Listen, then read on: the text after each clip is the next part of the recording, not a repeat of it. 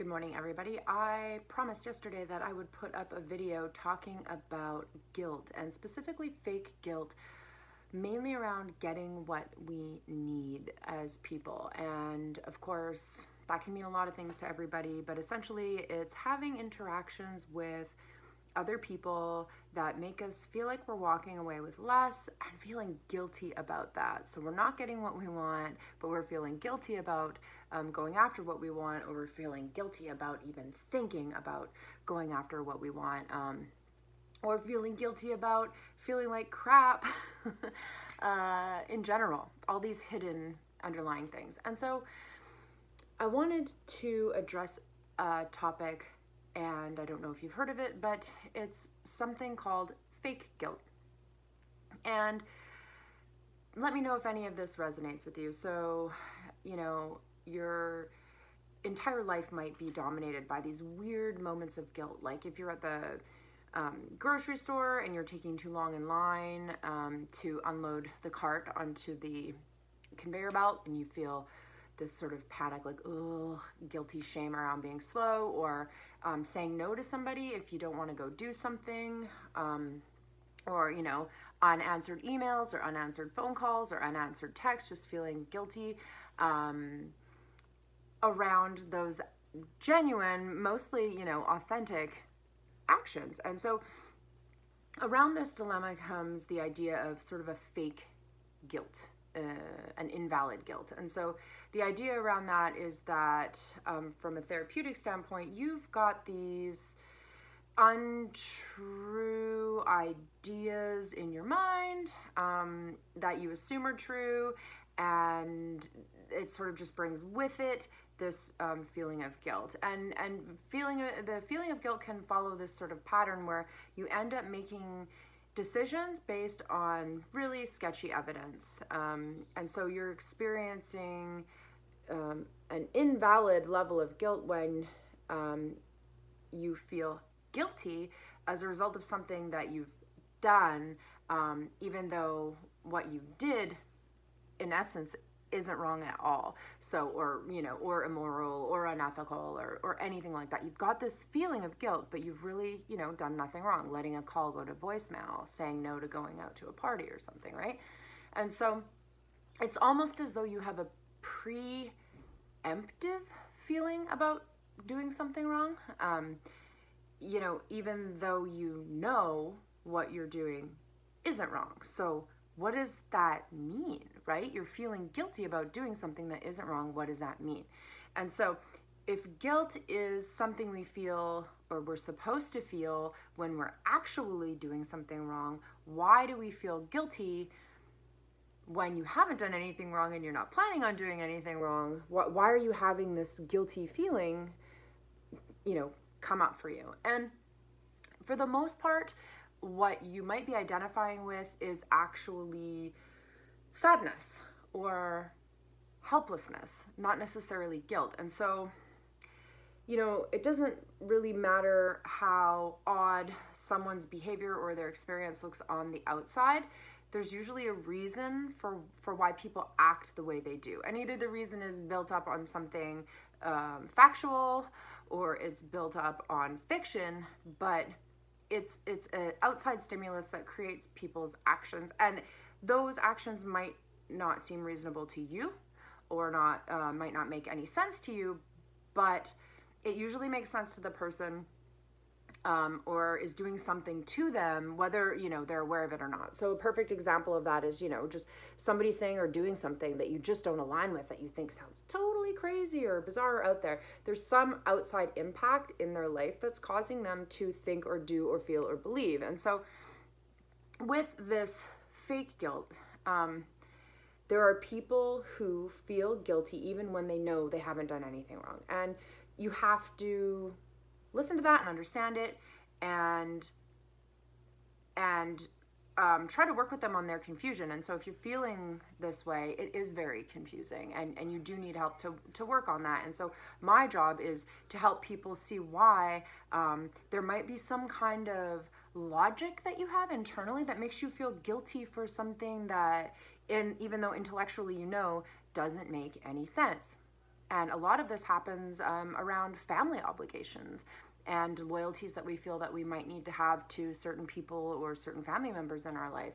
And so mainly the brief synopsis around why fake guilt happens is because we're scared of that down, of that sad, of that low feeling. And so our bodies go into this protective mode to stop us from feeling that negative thought. And as humans, we spend a lot of our time running away from uncomfortable thoughts and feelings. And this is just another one of them. And so those feelings we have that are negative, that we're running away from, that we're scared of, perpetuate these guilty feelings. And what I would ask a person to do is sit down and imagine, in detail, in any given situation you have, what would happen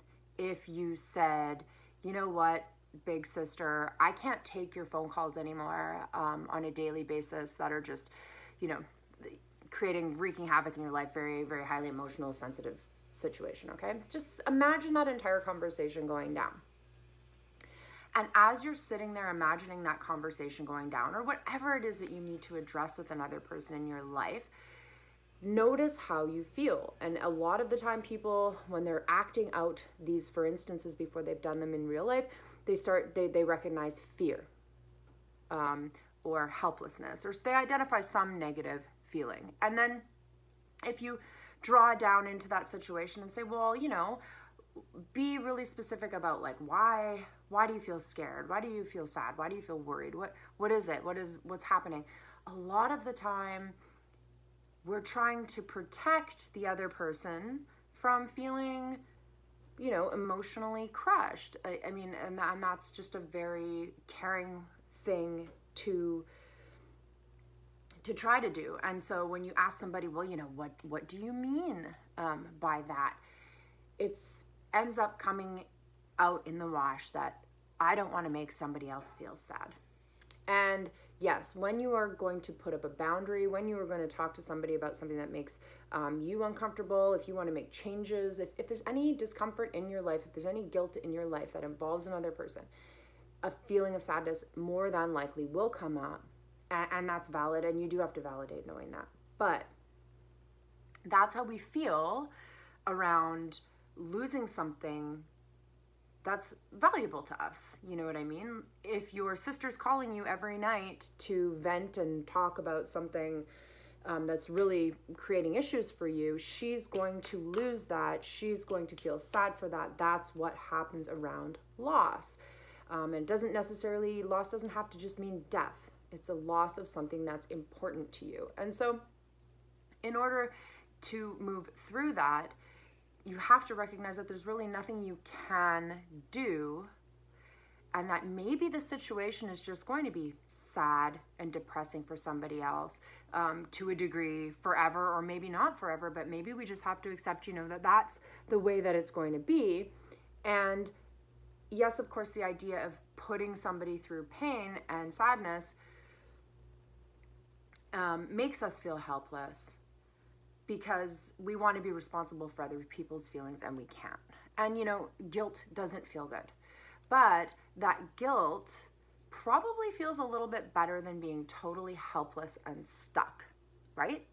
So that moment of guilt where you're setting your boundary, whatever that's going to be, will eventually pass. But that stuck and helpless feeling that you have while you're still consistently engaging in a situation that is beneficial for no one, eventually is that, that's going to stick around forever, and we don't want to remain stuck. And so you're sort of hyperextending this sense of responsibility you might have in your life for other people's feelings, because it helps you avoid being sad and being helpless. But if you truly, want to be free from these situations, you have to stop feeling that you're responsible for how other people feel, because just because you have that control in a sense doesn't mean that's a beneficial level of control, or that control is beneficial at all. And it does come down to control in that situation. So, most of us have certain emotions that are super painful and we try to avoid them. But for a lot of people, it's sadness and helplessness and that lack of control that comes along with it. And as painful as guilt can be, maintaining that guilt to avoid those feelings is going to be far more painful in the long run. Because how long have you been going on in your life maintaining this level of guilt around having feelings that you can't expand? It's all about being authentic. And so taking away this fake guilt and bringing in the actual emotion that's happening, so say your sadness or your fear or your helplessness, we learn these habits, these supplementation habits as young people. And so it's not something we're even totally aware of, the fact that we're doing. And so we have to become more aware of what we're doing to find out any usefulness around that habit in our lives, right? So we need to talk more about doing things to avoid that feeling of helplessness. We need to talk about maybe why these feelings of helplessness served us well in another time in our life that might have been really stressful or dangerous, but now has no purpose in our life anymore. And so over time, you can experiment in really small ways with different philosophies on what sadness and helplessness and even guilt are, in order to move ahead and in order to become more tolerant of our feelings and learn how to pass through these times instead of running like crazy from them. So over time, you will find in yourself and in other people around you, when you start to practice a bit more authenticity around that level of fake guilt, it's going to be easier to make difficult decisions without constantly having that pressure, that guilt sitting on top of you. So you can stop feeling chronically guilty because you're going to be able to get some control over your sadness and, learn to live with it. That's part of being human. So that's my little bit on fake guilt. If you want to learn more about fake guilt, sadness, helplessness, control, setting boundaries, and having more healthy relationships with the people around you and with yourself, you can always send me a DM or an email. All of my contact information is in my profile. Hope you have a great day. And if you have any questions about fake guilt, feel free to post in the comment section below, and I will be more than happy to curate a conversation around it. Have a great day.